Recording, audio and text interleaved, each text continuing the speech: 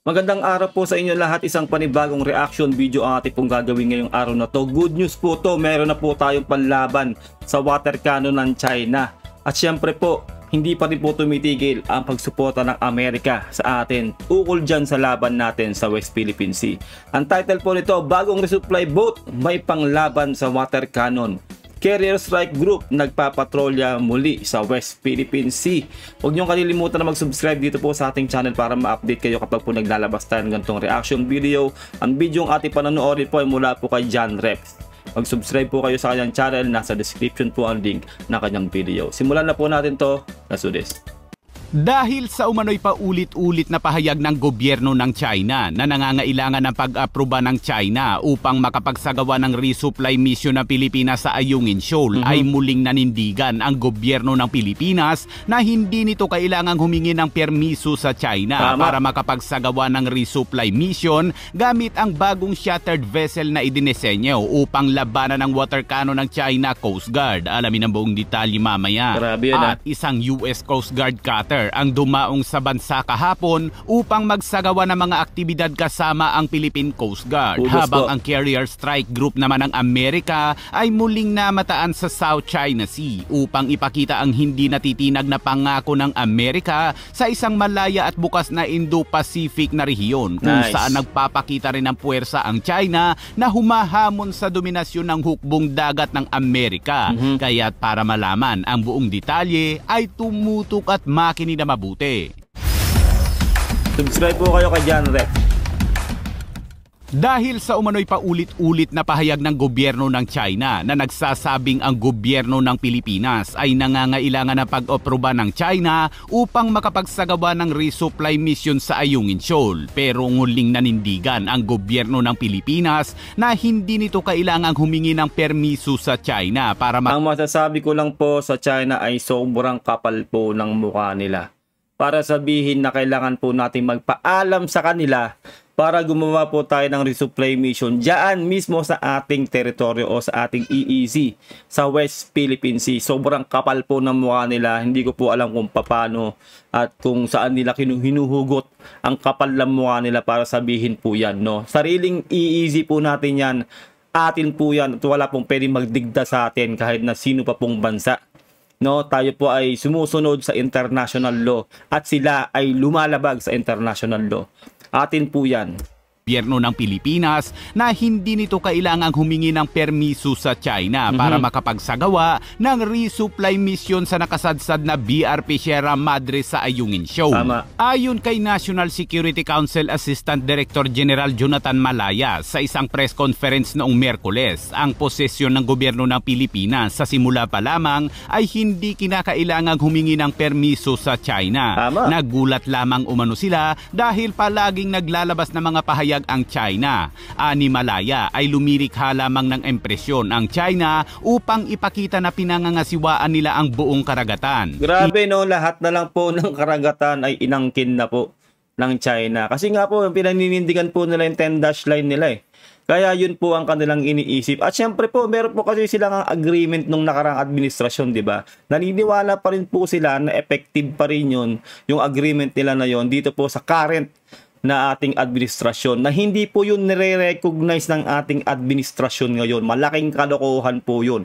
Kaya nga po tayo po ngayon ay nakikipaglaban po ngayon tayo sa ating teritoryo dyan, sa West Philippine Sea na inaangkin nitong China. Wala pong ganun. Isipin nyo, no? Walang gentleman's agreement na effective.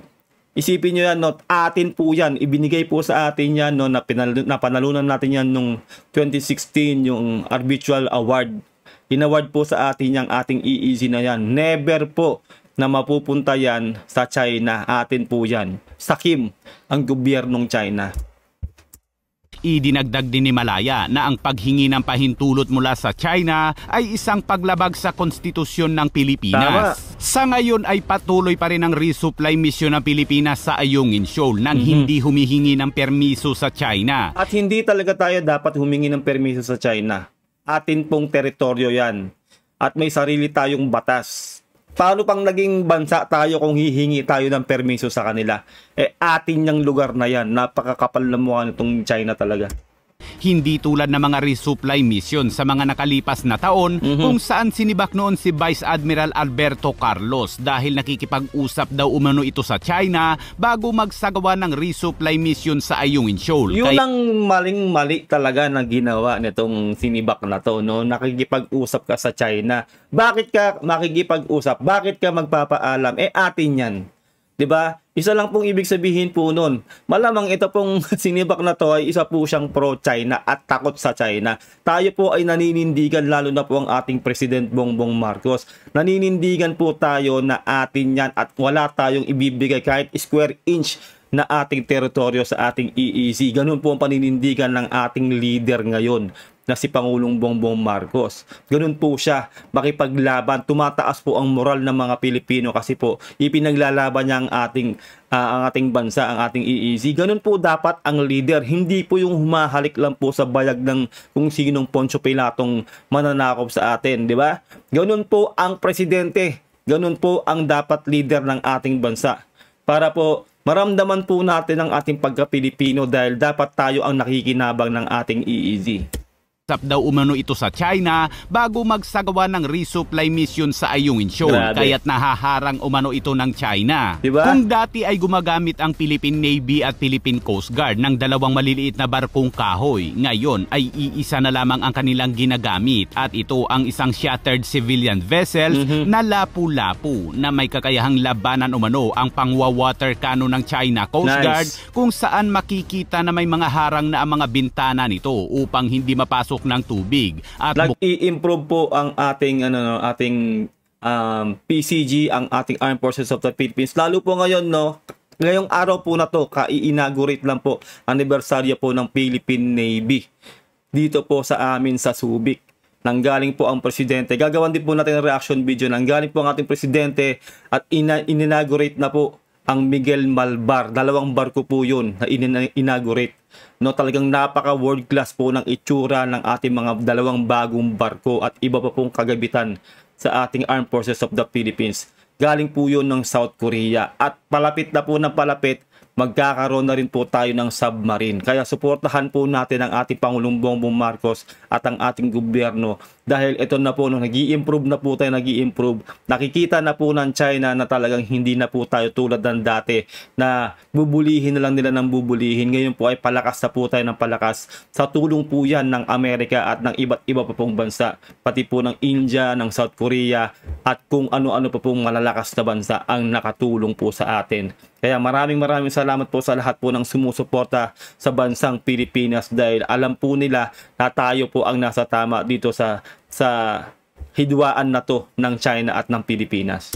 At bukod pa dyan, ay mas maliksi na umano ito. Tama. Samantala, sa patuloy na aktibidad ng Pilipinas at Amerika, ay dumating sa Philippine Coast Guard District Puerto Princesa sa Palawan kahapon ang isang US Coast Guard cutter na USCGC Straton. Nice. Itinampok ng port call ang patuloy na pagsisikap na palakasin ang bilateral partnership sa pagitan ng Amerika at Pilipinas. Ang USCGC Straton ay mananatili umano sa Puerto Princesa hanggang Lunes kung saan lalahok ito sa isang serye ng mga aktibidad ng kooperatiba kasama ang Philippine Coast Guard. Hindi po tumitigil ang suporta ng Amerika sa atin mula sa pool at hanggang ngayon. Nakikita po lagi yung presensya ng mga barko po ng Amerika sa atin. Kaya malaking tulong po at maraming salamat sa Amerika dahil hindi po sila bumibitiw sa pagtulong po sa atin at pagsuporta laban dito sa mapanakop na China.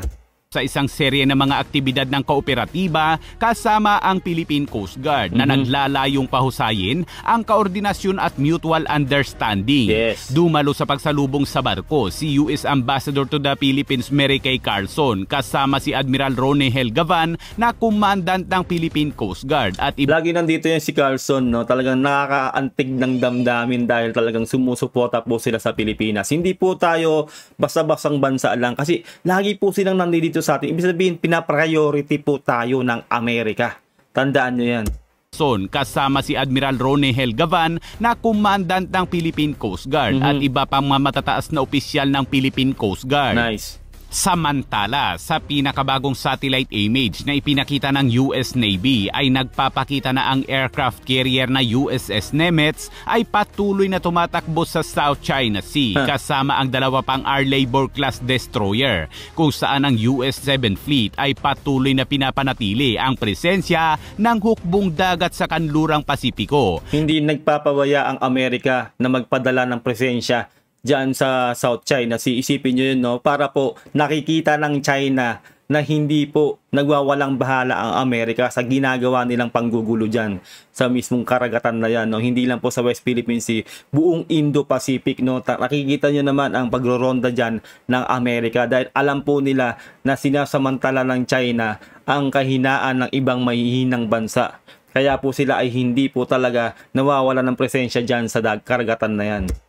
Nauna nang sinabi sa Newsweek na ang barkong pinapagana ng nuclear ay nagbibigay ng presensya at mga puwersang handa sa labanan. Tama. Ang US Navy ay may pinakamalaking aircraft carrier fleet sa buong mundo at regular silang nakadeploy sa iba't ibang mga bansa, lalo na sa Asia, upang ipakita ang hindi natitinag na pangako ng Amerika sa isang malaya at bukas na Indo-Pacific region. Yun kasi rin talaga ang magandang hangarin ng Amerika, di ba? Kung tutuusin, sila yung number one, sila yung malakas. Kung dudumog po sila ng isang bansa, kayang-kaya nila eh. Pero ang ginagawa po nila kapag may hidwaan ng mga iba't ibang bansa, sila po ay pumapagitna para po sa kapayapaan. Ganun po ang gustong gawin ng Amerika. Hindi po sila yung talagang nagsisimula. Alam niyo yon? Pag nagpakita sila ng presensya nila, syempre mayayanig yung bansa o yung leader na nanggugulo. Magdadalawang isip sila kasi alam nila na malakas yung Amerika, na hindi sila basta-basta pwedeng gumawa ng kahit anumang kalokohan. Kaya napipigilan po talaga ang kaguluhan ng dahil sa pumapagitnang Amerika. Pangako ng Amerika sa isang malaya at bukas na Indo-Pacific region, kung saan nagpapakita rin ng puwersa ang China na humahamon sa dominasyon ng hukbong dagat ng Amerika. Unang namataan ang Carrier Strike Group noong May 9 sa bahagi ng teritoryo ng Pilipinas at kaninang umaga ay namataan muli ang Carrier Strike Group malapit sa Singapore na pabalik na naman sa West Philippine Sea. Bukod sa Carrier Strike Group ay nakita rin sa flight radar ang isang C-2A Greyhounds na lumipad mula sa Angeles, Pampanga na naglibot sa South China Sea. Ayun lang po, no, atin pong natunghayan ng video nito ni John Reps. Mag-subscribe po kayo sa kanyang channel. Nasa description po ang link ng kanyang video. Comment down below kung anong saloobin mo sa napanood po nating video. Ingat po kayo lahat. Until next time, maraming salamat. God bless and peace out. Bye.